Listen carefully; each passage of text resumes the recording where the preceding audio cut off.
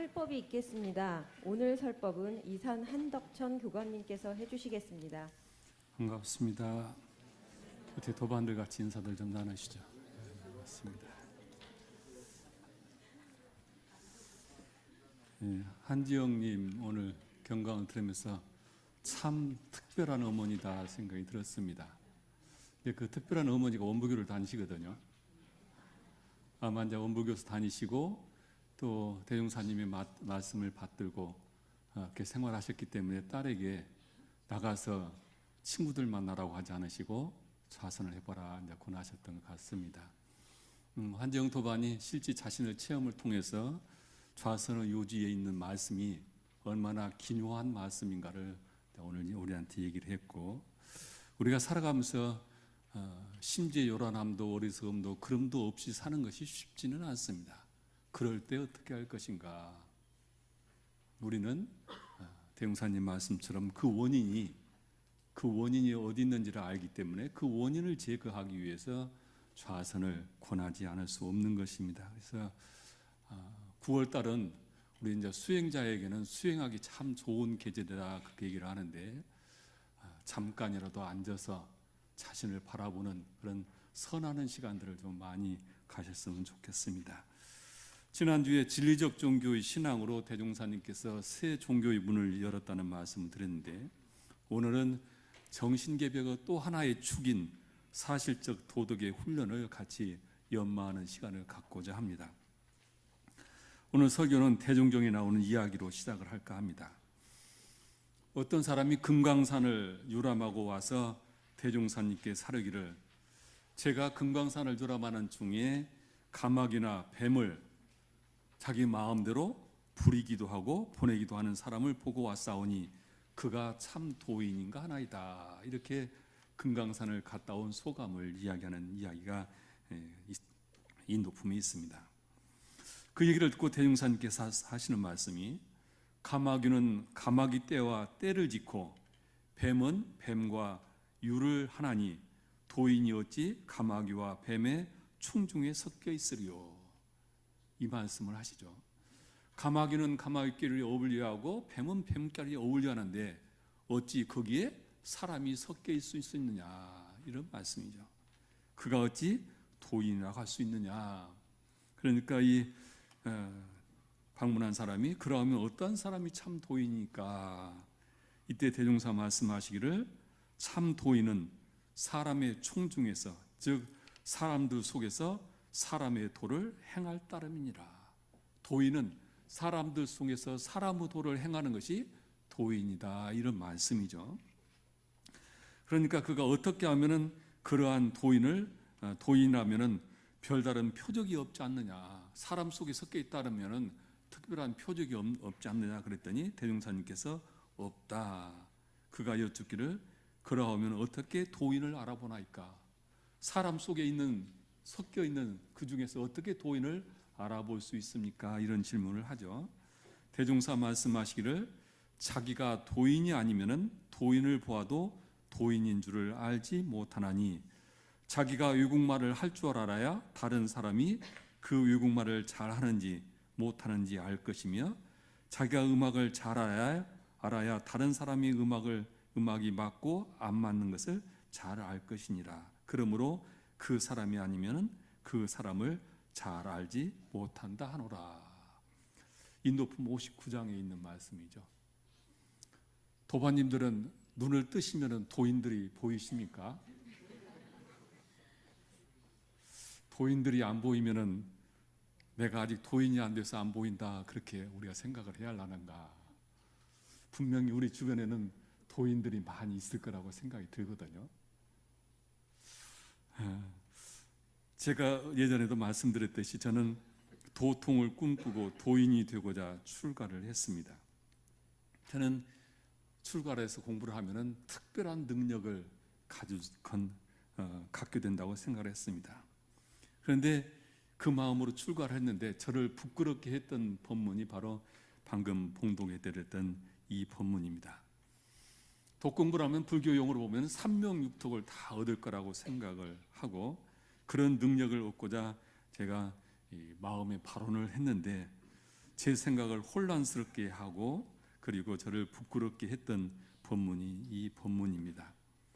이 본문을 받들고 고민을 하면서 과연 이 세상에 필요한 현대적 도인은 어떠한 모습일까, 이런 생각을 많이 하면서 원불교에서 말하는 도인은 생활을 떠나지 않고 인간들의 삶을 떠나지 않고 그 속에서 교법과 합일되어 가는 사람이라는 것을 서서히 깨달아가면서 저에게 출가의 꿈을 변화시켰던 그런 경험을 저는 가지고 있습니다.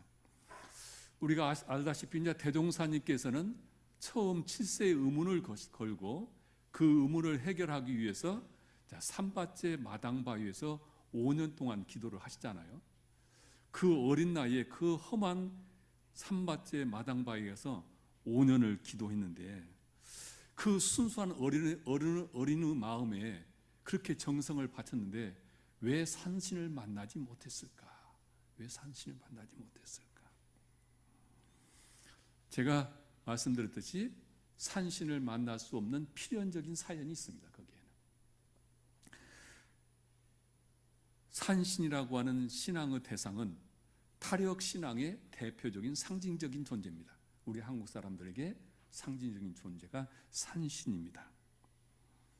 만일 대종사님께서 산신을 만났다 한다면 우리는 산신을 신앙하는 종교인이 되었더니 아니면 타력 신앙을 하는 종교인이 되었을 것입니다. 타력 중심의 신앙을 했다고 한다면 원불교는 태동할 이유가 없다. 타력 신앙을 가장 잘하고 체계화되어 있고 잘 정리되어 있는 것이 기독교죠. 기독교만큼 2000년의 역사 속에 타력 신앙을 저렇게 체계화시키고 모든 인류에게 은혜를 준 종교가 있을까? 만약 대종사님께서 산신을 만나서 우리에게 타력 신앙의 길로 인도를 했다면 원불교 교문은 존재할 필요가 없지 않았을까? 기독교를 능가할 수 없기 때문입니다. 그래서 대종사님께서는 산신을 만날 수가 없게 되어 있습니다. 두 번째로 산신은 보이지 않지만은 도사는 사람이니 도산을 만나서 문제를 해결하려고 하셨죠. 그것을 우리가 구사고행상 6년이라는 시간입니다. 이 6년의 시간은 대종사님께서 혼인을 하고 신혼으로 사는 시기입니다. 이 시기에 도사를 만나기 위해서 여러 가지 많은 일화를 남기셨죠. 그런데 도사를 만나지 못했죠. 도사라고 하는 사람들을 만나보니까 당신이 원하는 도인은 아니었습니다. 이 또한 피연이었다고 생각이 들어갑니다. 도사라고 하는 것은 타력 신앙을 인도해주는 자력 신앙을 인도하는 자력 수행의 대표적인 상징이 도인이라고 하는 도사라고 하는 사람들입니다. 우리가 이 자력 신앙, 즉 수행 종교로서 불교를 능가할 수 있는 종교가 세상에 있을까? 불교만큼 자력 수행의 길을 그렇게 잘 밝혀 있는 종교가 있을까? 불교만큼 3000년의 역사 속에 그 믿음을 존속할 수 있는 종교가 세상에 있었던가 생각해 보면은 자력 수행의 종교를 불교를 능가할 종교는 없습니다. 만일 대종사님께서 도사를 만나서 당신의 의문을 해결하고 도통을 했다고 한다면 원불교는 수행의 종교가 되었을 겁니다. 이 수행의 종교만으로는 대종사님께서 원하는 새로운 종교가 될 수 없었을 것입니다. 수행의 종교, 신앙의 종교를 넘어서서 이론상을 중심으로서 새 종교를 표방하시고 새 종교를 여신 이유가 대종사님께서 원불교를 열으신 이유이기도 합니다. 이것은 후천개벽 시대를 열어가는 법계의 뜻이었고 대종사님 말씀처럼 수급을 오고 가면서 새로운 회상의 새로운 시대를 열어가는 종교의 문을 열고자 하시기 때문입니다. 그래서 우리가 이제 교리 공부를 하실 때 교전에 있는 정전만 보지 마시고 교사도 함께 공부를 해야 한다고 하는 이유는 교사 속에 교리가 형성되는 그 이제 역사가 있기 때문입니다. 대종사님께서는 진리적 종교 신앙과 사실적 도덕의 훈련을 표방을 하셨습니다. 이 두 가지를 통해서 정신의 세력을 확장을 해야 광대무량한 낙원으로 우리의 삶이 인도된다고 하셨는데, 즉 새로운 종교는 신앙과 수행이 함께 병진되는 종교여야 한다는 말씀입니다. 신앙과 수행의 병진은 세계의 어떤 종교든, 신앙의 종교든 수행의 종교든 그 모든 종교를 다 포용하고 회통케 하는 원리가 이 병진 속에 있습니다. 그래서 지난주에 우리가 진리적 종교에 대한 말씀을 단에서도 하셨을 텐데, 오늘은 사실적 도덕의 훈련을 함께 더 덧붙여서 말씀을 드리고자 합니다. 세상에는 많은 독군들이 있습니다. 도를 이루기 위해서 일생을 바치는 사람도 있고, 또 수많은 사람들이 그 도를 이루기 위해서 금강산에 이적을 부리는 그런 사람들을 부러워하기도 합니다. 여러분들은 어떤 사람을 도인이라고 생각하고 그 사람들에게 신뢰를 보내고 있는지 모르겠습니다. 혹시 사주팔자를 잘 보는 사람, 명당자를 잘 보는 사람, 전생사를 잘 보는 사람, 점을 잘 치는 사람을 도인이라 생각하고 혹시 거기에다 내 인생을 의지하고 살아가는 분은 없는지 모르겠습니다. 기독교적으로 보라면은 계시를 받은 사람들을 우리가 혹시 도인이라고 생각하고 있지는 않은가 생각을 해보는데요. 많은 종교인들도 도를 구하는 사람들입니다. 그런데 고등종교라고 하는 종교에서는 앞서 말한 그런 도인들이 아니라 종교 생활하는 목적 자체가 복과 해를 구하고 자기 삶을 보다 더 가치 있고 그리고 행복한 삶을 살기 위해서 우리가 종교를 선택하는 것이지, 어떤 특별한 이적을 구하기 위해서 종교 생활하는 것은 아니지 않을까 생각이 들어갑니다.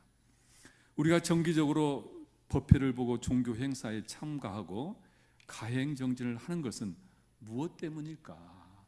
신비와 이적을 구하고 그걸 구하게 한 사람은 아닐 것입니다. 어제 이제 교당에서 1박 2일 법마상정급 훈련을 마지막 했는데요. 그런 모든 것들이 이적과 기적을 바라는 것은 아닐 것입니다. 우리가 원하는 것은 무엇일까? 나는 종교 생활을 통해서 무엇을 얻고자 이렇게 일요일날 쉬지 않고 법회에 오는 것일까? 자기의 신앙생활의 목적을 한번 생각을 해보시기 바랍니다. 대종사님께서는 우리 이제 대종경이 보나 정전을 보면은 수행이란 표현보다는 훈련이라는 표현을 많이 쓰셨습니다. 이 훈련이라는 의미가 무엇일까? 사실적 도덕의 훈련은 종교적 언어는 아닙니다. 우리가 종교계에서 쓰는 언어는 아닙니다. 이 낯선 언어를 대종사님께서 사용하는 의미는 무엇일까? 기존 종교에 우리가 이제 훈련하면 수행과 같이 등식을 이해할 수가 있는데, 이 수행과 기존의 종교의 수행과 무엇을 차별화하기 위해서 대종사님께서는 이 훈련이라는 용어를 사용하셨을까? 이 부분을 한번 같이 생각을 해보셨으면 좋겠습니다. 대종사님께서 바라시는 새로운 시대의 수행자의 상, 도인의 상, 그것은 바로 이 사실적 도덕의 훈련에 있지 않을까, 저는 그런 생각을 하게 됩니다. 사실이라는 것을 앞세운 이유가 뭘까? 사실은 뭐냐? 자, 사실일 때 사자라고 하는 것은, 사라고는 일사자라고 하는 것은 우리 사리 연구에서 보면은 사란 인간의 12이해다 그러셨죠. 인간의 12이해다.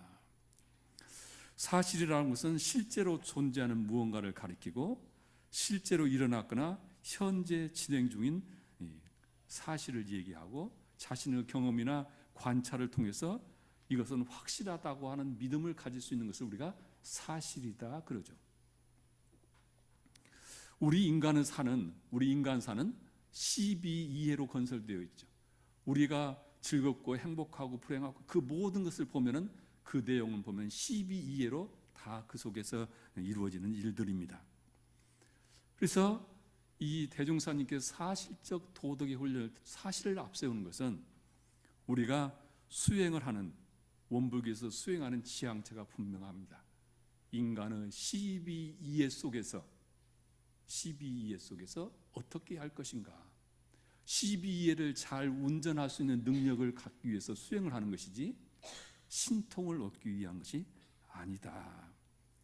참 도인은 사람의 총중에서, 즉 사람의 무리 속에서 사람의 도를 행할 따름이다. 이렇게 말씀하셨듯이 우리가 수행하는 목적이 분명하죠.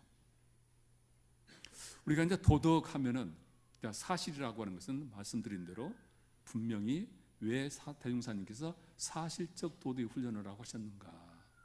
아까 우리 한지영님이 경강을 하셨는데 좌선을 하는 목적이 뭐냐? 영통을 하는 것이 아니라 화기를 내리고 수기를 오르게 해서 진성을 얻고자 해서, 진성이라고 하는 것은 우리의 참마음을 찾는 것이죠. 그러기 위해서 좌선을 하는 것이지 좌선해서 영통하고자 그것이 목적은 아니란 말이죠.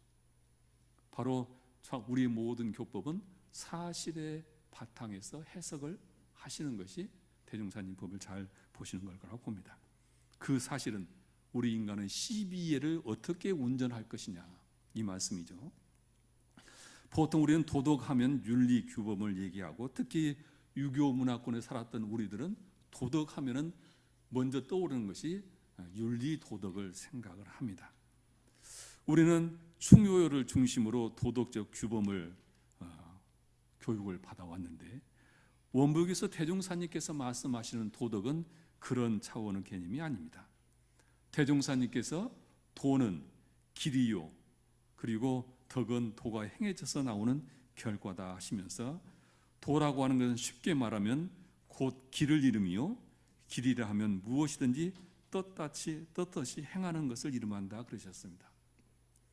원불교에서 말하는 것은, 도라고 하는 것은 곧 길을 말하는 것이고 누구나 떳떳이 행할 수 있는 것이다.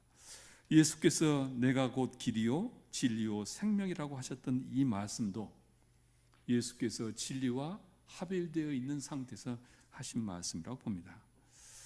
도를 아십니까? 도를 아십니까? 요즘에는 그렇게 길거리에서 붙들고 묻는 사람은 없죠? 이 사람들이 진화를 해가지고 이제는 그렇게 묻지 않는다고 합니다. 길거리에서 무엇을 도와드릴까요? 그렇게 묻는다고 합니다. 그렇게 해서 대화를 풀어낸다고 하는데, 도민맨이라, 길거리에서 도가 무엇입니까? 묻는 사람을 도민맨이라고 요즘 젊은이들이 얘기를 하고 하는데요. 도라고 하는 것은 대종사님 말씀처럼 길을 이름이고, 길이라고 하는 것은 누구든지 떳떳이 행해야 할 것이다. 도라고 하는 것은 형상화되기 이전에 근원적으로 있는 것입니다. 그것을 우리는 원리요 진리라고 얘기를 하고 길이라고 합니다. 그래서 우리는 그 길을 찾아야 하고 그 도를 발견하고 깨달아야 합니다. 수행이라고 하는 것은 이 길을 발견하고 깨닫는 것이 도를 아는 것이죠. 그래서 우리가 이 도를 알아서 육군 동작을 행하게 되면 거기에 덕이 나타난다. 오직 육군이 행해져서 덕이 나타나는 것을 우리는 은혜라 그러죠. 그래서 사은의 도를 행하면은 사은의 덕이 나타나서 그것을 우리가 은혜라 그러죠. 천지은 부모은 동포은 법률이라 그러죠. 도가 사은을 통해서 사은의 도로 행해져서 나투어지니 거기에 사은의 은혜가 나타나는 것이고 우리가 그 은혜를 신앙을 하는 것이죠. 덕이라고 하는 것은 도를 행하면은 다양하게 창조되는 것이죠. 그래서 덕은 도가 행으로서 행해지는 창조된 결과라고 볼 수가 있습니다. 도라고 하는 것은 우리가 눈으로 보고 말로 하기가 쉽지 않죠. 우리가 사랑이라고 하는 것도 말로 사랑은 이렇게 이것이라고 보이기가 쉽지 않죠. 그러나 사랑이 없는 것은 아니죠. 사랑을 하는 것은 부모와 자식 간이 됐든 남녀 간이 됐든 다양한 형태의 사랑이 존재하죠. 그런 다양한 형태의 사랑을 어떻게 하느냐라 서로가 어떻게 하느냐에 따라서 그 사랑의 크기는, 모습은 굉장히 다양하게 나타나듯이 도가 행해지면 덕은 다양하게 나타나는 것이다. 그래서 사실적 도덕의 훈련이라고 하는 것은 인간의 시비에 적합한 길이고 그것을 나누는 것이 사실적 도덕이라 할 수가 있습니다. 지난번에도 이제 말씀을 드렸듯이 정약용 선생이 아들에게 유배지에서 보낸 편지 글 있죠. 천하에는 두 가지 큰 저울이 있다. 그 저울은 시비의 저울이다.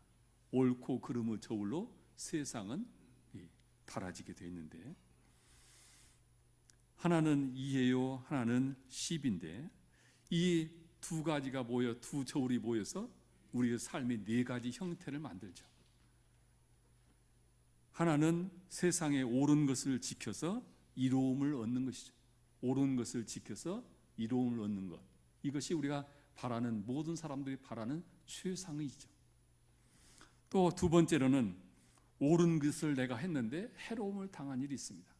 나는 옳은 일을, 나를 성심을 했는데 결과적으로는 구설수에 오른다든지 해를 당하는 일이 있습니다. 세 번째로는 그릇된 일을 했는데 운 좋게 좋은 일이 생기는 것이죠. 그래서 그런 사람들을 보면 우리가 운 좋다 얘기를 하죠. 그리고 때로는 그 사람은 능력자라고 칭송도 해요. 그리고 마지막으로는 그런 일을 행하니 당연히 해를 당하는 일밖에 없는 것이죠. 이게 모든 분들이 이제 차를 운전하는데요, 이 교통법규라고 하는 것은 모든 사람들이 함께 은혜로운 삶을 살기 위해서 교통법규라는 것이 생기죠. 근데 이 차 밀리는 지역에 이렇게 보면은 차선이 바뀌고 지역이 바뀌고 할 때 우리가 이제 이 차가 밀리는 현상을 보죠. 그때 서 있다 보면 어떤 사람이 저 앞에 가서 끼어들게 하는 사람들이 있죠. 그런 사람들 볼 때 무슨 느낌을 가지세요, 운전하실 때? 우리 원북인들은 도인이라서 저 사람 참 바쁜 일인 모양이다, 그리고 느긋하게 계시죠? 그렇게 느긋하게 제일 뒤에 있다 보면은 때로는 참 내가 멍청하다 그런 생각이 들 수가 있죠. 세상은 저런 사람처럼 약삭빠르게 살아야 하는데 나같이 살아가지고는 세상에서 참 나고자가 되기 쉽다, 이제 그런 생각을 가질 수 있는데, 그래서 어느 날 나도 한번 끼어들기를 하죠. 근데 재수없게 그때 교통경찰에 걸리잖아요.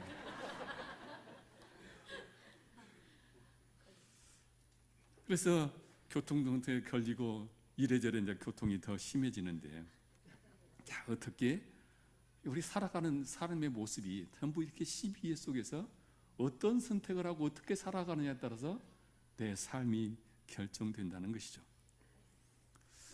아무리 법회를 많이 보고 경전을 많이 보고 기도를 많이 한다 하더라도 인간의 시비에 속에서 시비의 운전을 잘못하면은 구설수에 오르고 내가 공부한 것이 아무 효과가 없어요. 그래서 원불교는 사실적 도덕의 훈련을 말씀하시는 것입니다. 수행은 인간의 시비이해 속에서 사실적으로 도를 행해서 덕이 나타나는 능력을 갖추게 하는 것이 수행이다, 이런 말씀이죠. 이운의 선진이 병이 위중해서 집안 사람들이 급히 달려와서 대종사님께 방책을 묻죠. 이때 대종사님께서 하시는 말씀이 곧 의사를 청해서 치료하라 그러셨죠. 그래서 얼마 후에 병이 평복된 뒤에 대종사님께서 대중에서 선방에서 이런 설법을 하시죠. 일전에 운해가 병이 중함에 나에게 먼저 방침을 물은 것은 그 길이 약간 어긋난 일이니라. 나는 원래 도덕을 알아서 그대들의 마음병을 치료해 주는 선생이요, 육신의 병의 치료는 각각 거기에 전문하는 의사가 있나니 이 앞으로는 마음병 치료는 나에게 문의할지라도 육신병 치료는 의사에게 문의하라. 그것이 그 길을 옳게 하는 것이니라. 시식품 31장의 말씀이죠. 이 말씀을 우리 원주영 도반이 제일 좋아한다고 제가 알고 있습니다. 아마 여기 있는 의사 선생님들이 제일 좋아하시는 말씀이 이 말씀이 아닐까 생각이 들어갑니다. 이 운의 이분은 정산 종사님 어머니입니다. 네, 총부 근처에 살았었는데 건강이 평소 늘 안 좋으셔서 병을 달고 살으셨습니다. 그래서 이분이 이 식구들이 아프시면 이제 대종사님을 찾아오셨던 모양이에요. 신흥 종교에서 역사를 보면은 많은 교조들이 이 사람들의 병을 치료해 준다고 설법을 하고 그렇게 해서 수많은 사람들이 그 종교에 모여들었습니다. 그런데 대종사님께서는 종교와 과학의 역할을 엄격하게 말씀을 하셨죠. 의사는 육신의 병을 치료하는 사람이고 도인은 마음병을 치료하는 사람이다. 이런 말씀이죠. 원시시대뿐만 아니라 현재의 종교, 고등 종교에서도 종교적 주술로서 병을 낫게 해준다고 수많은 기도원에서 기도를 하면서 많은 부작용을 일으키는 부분들을 우리는 언론을 통해서 접하고 있습니다. 만일 대종사님께서 치유의 능력이 있어서 신통을 부려서 병을 치료했다고 한다면 원불교는 진리적 종교로서의 신앙의 길이 막혀버렸을 것입니다. 그러지 않겠어요? 전부 병 낫겠다고 대종사님께 왔을 거 아닙니까? 그리고 또한 대종사님께서는 그 제자들이 대종사님을 살아있는 부처로 온통 신통을 가진 분으로 믿는 그 당시 신앙 초기의 모습을 우리는 연상을 할 수 있는데, 이런 제자들의 신앙 감정을 근원적인 진리의 신앙으로 이끌기 위해서 이 말씀을 하셨고, 사실적 도덕이 무언가라는 것을 가르치기 위해서 이 설법을 하셨을 것입니다. 이 당시의 상황을 지켜봤고 그리고 법문을 받들었던 황이천 순사가 당신의 회고록에 이와 관련된 이 법문에 대한 이야기를 이렇게 기술하고 있습니다. 대종사님께서 나중에 황이천을 만나서 그렇게 얘기를 하셨다고 합니다. 내가 약을 주면 그 사람은 실로 병을 나을 수 있으나 그 사람은 나를 믿는 만큼 추앙하기 위해서 반드시 그는 대종사께서 약을 주어 그 약으로 병을 나았다고 자랑 삼아 말하고 다니게 될 것이다.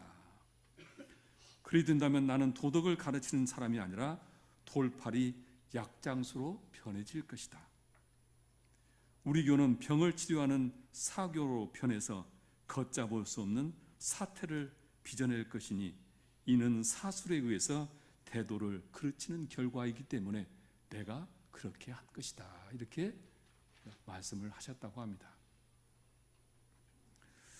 이 일화는 대종사님께서 진리적 종교와 사실적 도덕의 훈련은 무엇인가라고 하는 것을 우리에게 잘 보여주는 예화입니다. 도덕은 어디에 있는가? 도덕은 어디에 있는가? 진리는 우리의 마음을 떠나서 저 하늘에만 있는 것이 아니죠. 우리의 마음과 하늘은 하늘로 이어져 있어서 사실적 도덕을 운영을 하는 주체는 우리 각자의 인간이고 우리의 마음이죠. 그래서 사실적 도덕의 훈련은 밖에서 찾는 것이 아니라 내 마음에서부터 시작되는 것입니다. 내 마음을 떠나서 수행을 하는 것이 아니고 내 마음을 떠나서 도가 이루어지는 것이 아니라 내 마음 속에 있습니다. 우리가 종교 생활을 통해서 원하는 행복도, 우리가 원하는 복과 해도 바로 내 마음에서부터 시작된다는 것이죠. 그래서 내 삶의 주체인 내 마음을 어떻게 사용하느냐에 따라서 죄복의 문제는 결정되는 것이다.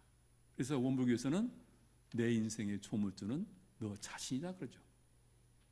내가 내 마음을 어떻게 알고 가지고 쓰느냐에 따라서 나에게 죄복의 문제가 결정된다.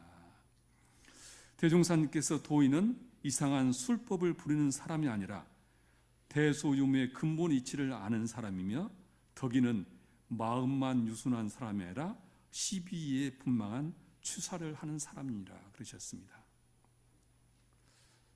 마음만 유수는 사람이 덕인은 아닙니다. 원불교에서 말하는 도인은 대소유무의 근본 이치를 가지다가 인간의 시비애를 잘 건설하는 사람이 도인이다. 이 도인이 되기 위해서 우리가 사실적 도덕의 훈련을 하는 것이고 수행을 하는 것이다. 지난 수요일 날 이제 수요 선방에서 오래 쉬었다가 이제 이론상 서원문으로 개강을 했는데 거기에 낯선 여자분 두 분이 참석을 했어요. 한 번도 보지 않은 분이라서 저분들이 원불교 다른 교당 교도인지를 알고 이제 교도인가 생각하고 이제 강의가 끝날 무렵에 물어봤더니 교도가 아니래. 그래서 어떤 일로 오셨냐고 그랬더니 그분이 그런 얘기를 하셔요. 우리 이제 카페에 와서 차를 마시는데 그 카페에 드나드는 이 교도들 얼굴이 너무 평온하고 평화롭더라. 저분들은 어떻게 원불교에서 무슨 공부를 하기에 저렇게 얼굴이 편안할까? 그것이 궁금했대요. 그래서 이 카페에서 남만 카페 담당자하고 이제 이야기도 하셨던 모양이에요. 그러니까 이제 이분이 그런 얘기를 했어요. 친정 어머니는 불교를 열심히 다녀서 친정 어머니가 늘 경 있는 것을 자기도 지금도 귀에 쟁쟁해서 일부는 따라서 할 수 있다고 그래요. 본인은 이제 천주교를 다녀서 신앙을 했는데 천주교를 가보니까 전부 나는 죄인이라고 얘기하더라. 기독교자는 원죄서를 얘기하잖아요. 그게 죄인이다, 나는 죄인이다, 죄인이다 하는데 그것이 어느 순간 쇠뇌가 되어서 나는 죄인이다. 그것이 아예 딱 생각이 굳어지더라. 근데 살아가면서 살아가다 보니까 도대체 내가 무엇을 그렇게 잘못했기에 내가 죄인일까? 그런 의문이 들더래요. 내가 살면서 좋은 일도 하는데 왜 내가 죄인일까? 그래서 그 회의 때문에 요즘 종교를 쉬고 있는데 여기 와서 교도들 얼굴이 너무 편안해서 원부에서 무슨 공부를 하는가 해서 안내를 받아서 강의가 있다고 해서 왔습니다. 그런 얘기를 이제 그분이 하시던데요. 우리 강남교당 도안들은 전생에 선언만 지어서 어려운 일 하나도 없으시죠? 마음고생한 일 하나도 없죠? 그래서 늘 마음이 평온하시죠? 우리가 보이지 않게 신앙하고 수행하면서 내 마음을 우리는 바라보고 마음을 늘 키우고 가꾸는 삶을 살고 있습니다. 그래서 세상 사람들과 똑같이 우리도 어려움이 있지만은 그것을 어떻게 우리가 요리해야 할지 그 요령을 알고 있습니다. 그래서 우리가 마음이 얼굴에 편안하게 나타나는 것이 아닐까. 과거 종교에서는 수행이라는 표현을 썼는데 왜 대종사님께서는 훈련이라고 썼을까? 훈련하면 우리 남자들은 군대가 제일 먼저 떠올라요. 그래서 군대에서 그 훈련받던 생각을 하면은 훈련이라는 용어 자체가 싫어요. 훈련이라는 용어가 있어요. 요즘에는 군대가 너무 좋아져서 저희들 같이 어렵게 훈련을 안 받지만 그래도 젊은 사람들이 힘들다고 하잖아요. 그런데 왜 이 훈련이라는 용어를 사실적 도덕의 수행 그러면 좋을 텐데 왜 훈련을 쓰셨을까? 우리 공부하시면서 사경팀들 그런 의문 안 가셔보셨어요? 참 저는 강남교당 교도들 보면 참 상근기다 생각이 들어요. 저는 근기가 하열해서 이런 것까지 자꾸 궁금해져요. 왜 훈련을 쓰셨을까? 왜 수행이란 말을 안 쓰셨을까? 근기들이 높아서 제가 설법하기가 참 힘듭니다. 설교하기가. 이 훈련이라고 하는 것은 반복하죠. 반복해서 숙달이 되고 숙달이 돼서 몸에 완전 체득이 되면은 이제는 자기가 노력하지 않아도 저절로 그것이 몸으로 실행이 되는 단계까지 가는 것이 훈련의 목적이죠. 그런데 이 훈련은 반복을 하되 똑같은 것을 반복하는 것이 아니라 체질화가 되면은 그 수준을 넘어서서 수준 더 이상의 능력을 발휘하게 하는 것이 훈련입니다. 원불교의 훈련은 어떤 것을 지켜서 시키려고 반복을 해서 그것을 지키는 수준에 넘어서는 것이 아니라 거기까지 가는 것이 아니라 그 수준을 넘어서서 스스로 창조주가 되어서 자기 삶을 운용할 수 있는 능력을 갖게 하는 것이 훈련을 사용하는 목적이다. 그래서 수행보다는 훨씬 더 능동적이고 그런 강한 의미를 가지고 있다. 즉 우리는 재불재성과 시민과 똑같은 마음을 가지고 있고 그 재불재성과 같은 대자대비의 능력을 우리는 누구나 다 마음 공부를 통해서 즉 수행 사실적 도덕의 훈련을 통해서 능력을 갖추게 되면은 그런 능력을 다 발휘할 수 있는 기본적인 소양을 우리에게 다 부여해 주었다. 그 능력을 겸비하기 위해서 우리는 사실적 도덕의 훈련을 하는 것이고 이 사실적 도덕의 훈련을 대흥사님께서 사막팔조로 말씀을 하셔서 우리가 동정 간에 무시선 무처선을 일상화되도록 생활 속에서 실천하도록 해주신 것이 사실적 도덕의 훈련이라고 하는 의미 속에 들어있는 것이죠. 그래서 과거에 많은 종교에서 수행하는 것과는 다른 것이다. 제가 지난 법회에 최근 언론에서 종교계의 모습을 목불인견이라고 표현을 했다. 그 종교계의 모습이 보상스러운 모습을 한마디로 이렇게 이야기를 했다고 하는데 그 모습은 그렇게 이루어지는 모습들을 보면 가장 근원적인 것은 사실적 도덕의 훈련이 부족한 거 아닌 것인가. 그 종교의 하나님의 가르침이 그 종교의 부처님의 가르침이 완전 체화되어서 하나 되지 못했기 때문에 때로는 명예에 끌려가고 때로는 돈에 끌려가는 것이 아닐까. 대종사님께서 진리적 종교의 신앙과 사실적 도덕의 훈련을 통해서 신앙과 수행의 세기를 열어주셨고 이 세기를 통해서 새로운 종교를 열어주시기 위해서 우리에게 원불교를 만나게 하셨습니다. 저는 여기에 종교의 희망이 있고 인류에게 빛이 있다는 자긍심을 가지고 있고 확신을 합니다. 우리 모든 도반들이 왜 나는 원불교를 신앙하고 있는가? 왜 대종사님께서는 진리적 종교의 신앙과 사실적 도덕의 훈련을 말씀하셨는가를 좀 더 깊게 우리가 연마하시면서 여기에 큰 깨달음이 있으시기를 염원을 드리면서 합장하시겠습니다. 법신불 사은이시여, 저희들은 수급의 인연으로 이 회상에 입문해서 대종사님의 가르침 따라서 진리적 종교의 신앙과 사실적 도덕의 훈련을 통해서 광대하고 원만한 종교 신자의 길을 갖출 수 있음에 참으로 감사하옵나이다.